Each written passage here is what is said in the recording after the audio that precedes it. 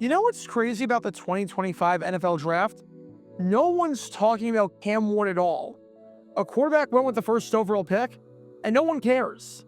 It's a combination of the fact that it's the Tennessee Titans, as in a team that not a lot of casual NFL fans care about, the fact that the very next pick afterward was Travis Hunter, who's trying to play both ways and just won the Heisman, and the fact that we had another quarterback take all the headlines this preseason and offseason with Shedeur Sanders. But Cam Ward has very quietly slipped under the radar, as the former Miami quarterback seems to have gone undetected and seems to be in a super low pressure situation from a media perspective, which is not a bad spot to be in. So here we go. Week 1, Titans against the Broncos, Cam Ward's debut. Why don't we check in on how he's doing?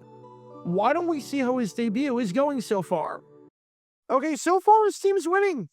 Gotta say, I'm impressed. Granted, it's a low-scoring game, but his defense is doing their job, and they've got the ball at their own 7-yard line with 47 seconds left, and the Broncos having 2 timeouts. You just need to run the ball, and you go into the half with the lead in your first game and are 30 minutes away from pulling off the big upset.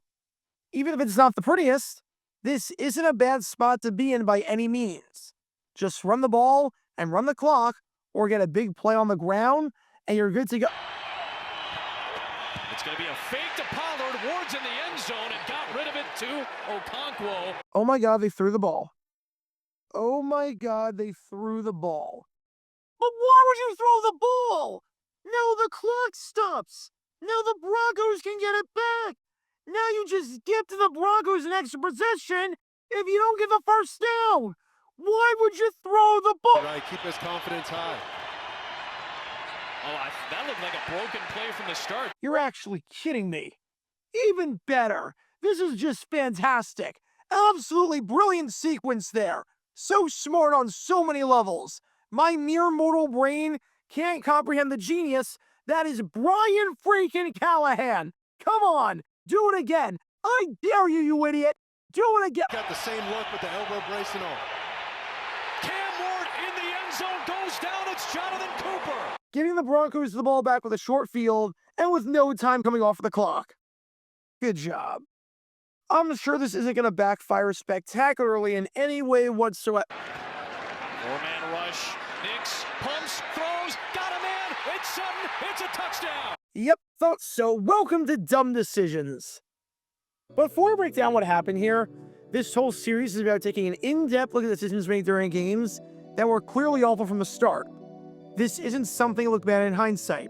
Rather, this is something to look awful almost immediately. These are moves where your gut instinct tells you right away that there is no way this can possibly work. And sure enough, your gut instinct was smarter than that of an NFL head coach. And for this one, we're taking a look at the mind of Tennessee Titans head coach Brian Callahan. You could have made a very good case for Callahan to be a one-and-done after last season and after guiding the Titans to the worst record in football. If you just wanted to start from scratch and hit the reset button and get someone new in there so you don't have to deal with the cycle of drafting a quarterback, then the coach is crap in year 2 so you fire the coach, but now you're hamstrung because your coach is tied to a quarterback that isn't his, and your quarterback has to learn a whole new offense in his second year, I don't think anyone would have had a problem with it. Nothing about Callahan and the way he ran his team impressed me last year.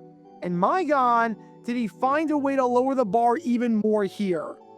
I can't even begin to explain how insane of a situation this is, and how even though Cam Ward didn't play well by any means, it seemed as if Callahan hated Ward's guts and was trying to call the worst possible game from every aspect on the offensive side of the ball.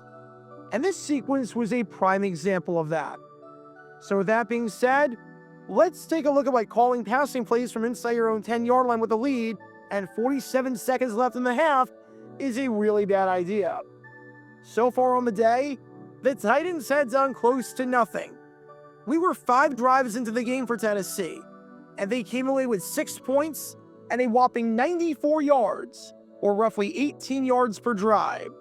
For some perspective, the average drive in the NFL in 2024 was somewhere in the ballpark of 30 yards. So we're talking way under the average. You've got a rookie quarterback going up against one of the best defenses in the NFL, and you've got an offense that has done nothing whatsoever today. You've also got the lead. I know your kicker, Joey Sly, has a good leg, and with a mile-high altitude, I guess it's possible to make a kick from 65 yards with him. So you need to get to the 47-yard line of Denver, and you're starting at your own 7-yard line, meaning that to get into field goal range, you need to get 46 yards in under a minute on a day where your longest drive was 33 yards, and that was your only drive more than 25 yards. I'm going to take a wild guess and say if the odds are not in your favor on this one. It's not like we're dealing with Josh Allen and the Bills in the middle of a 3-touchdown game. We're dealing with a rookie quarterback and a struggling offense. This is to say that your chances of scoring on this drive and your chances of actually doing anything are very slim. However, there is a ton of good news here for you in this spot. Number one, you have the lead, and you have the ball. If you keep two hands on the ball, you can guarantee the fact that you go into the halftime break with the lead, which is a pretty big deal. It's way better to be in front of the halftime break than it is to be behind, especially with the Broncos getting the ball to start the second half. Number two, the Broncos only have 2 timeouts, so they can't get the ball back if you run the clock. Let's say you run the ball on all 3 plays. Your first down play takes 4 seconds off the clock, and the Broncos burn their second timeout at 43 seconds.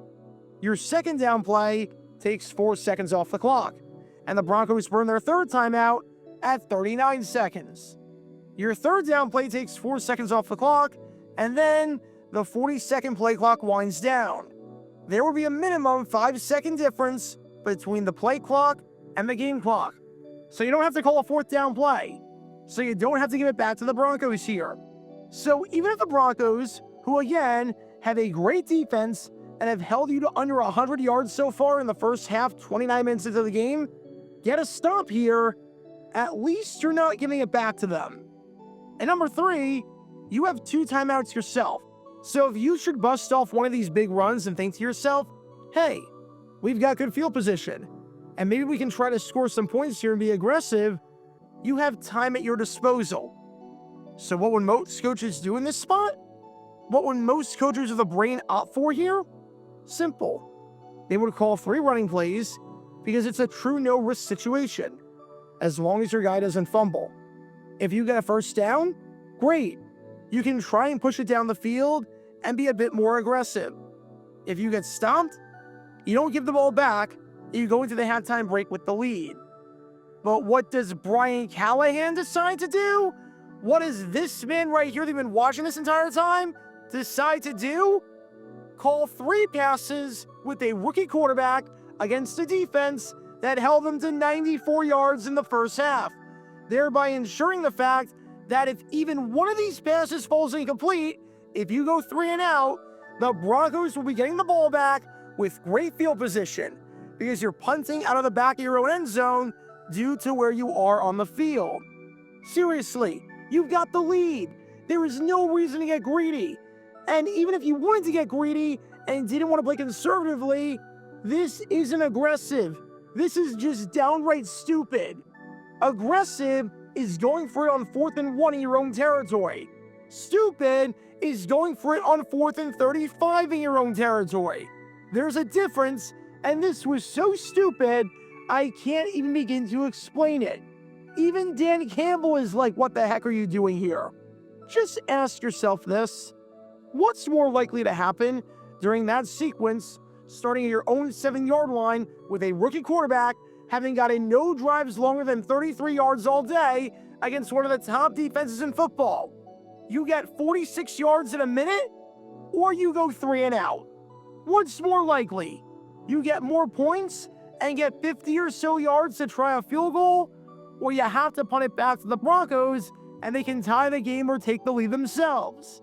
It's the latter option. Everyone knew it was the latter option. Everyone except for you, you absolute moron. Seriously, during the second quarter, the Titans had 0 plays that went for more than 10 yards. The only time the Titans had to play longer than 10 yards was 2 minutes into the game.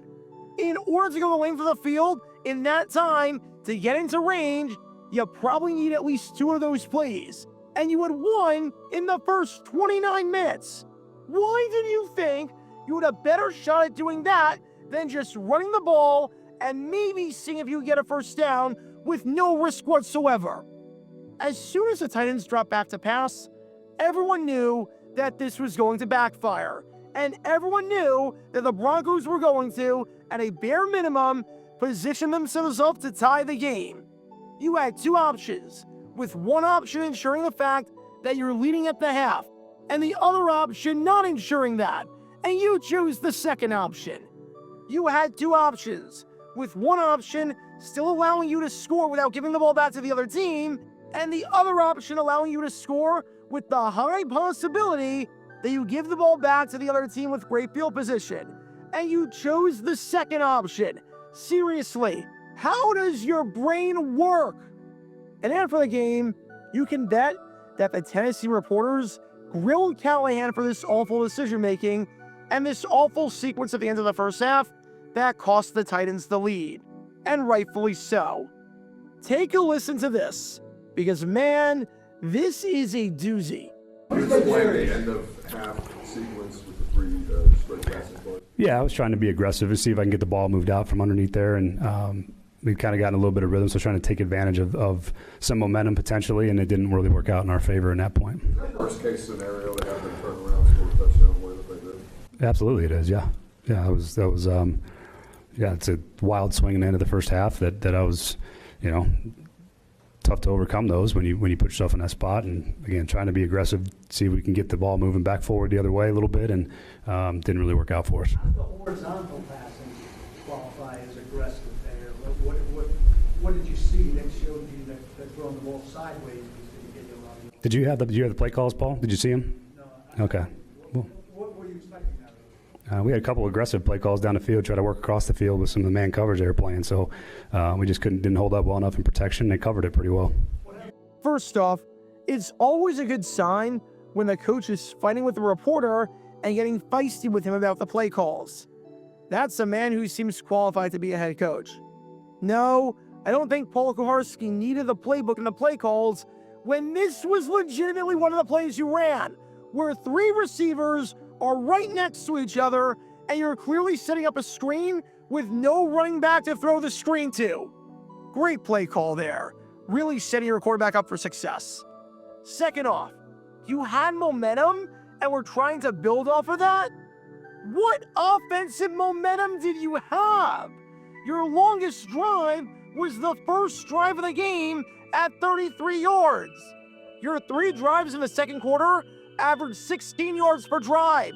You scored just 3 points on your last 4 drives. And those 3 points came on a drive that literally started at Denver's 38-yard line. So you already started in field goal range. At no point did you have momentum. You had momentum in the same way that a PGA golfer who goes bogey, par with a 3-putt, bogey in a 4-hole stretch has momentum. Like, I don't think you understand how this works at all. You had no flow for the game. You had no idea what was in front of you. And if you think getting 3 points on your last drive, thanks to starting at Denver's 38-yard line, was a testament to your offense and a sign that you should try to score on this next drive, then you're like the kid who was born on third base thinking he hit a triple. This man is so clueless. I mean, he's ridiculously clueless and is going to stunt Cam Ward's development if he stays on, because nothing that he's doing is in the best interest of Ward whatsoever. He has no idea how to manage a game. He has no idea how to game plan, and he has no idea how to run the operation.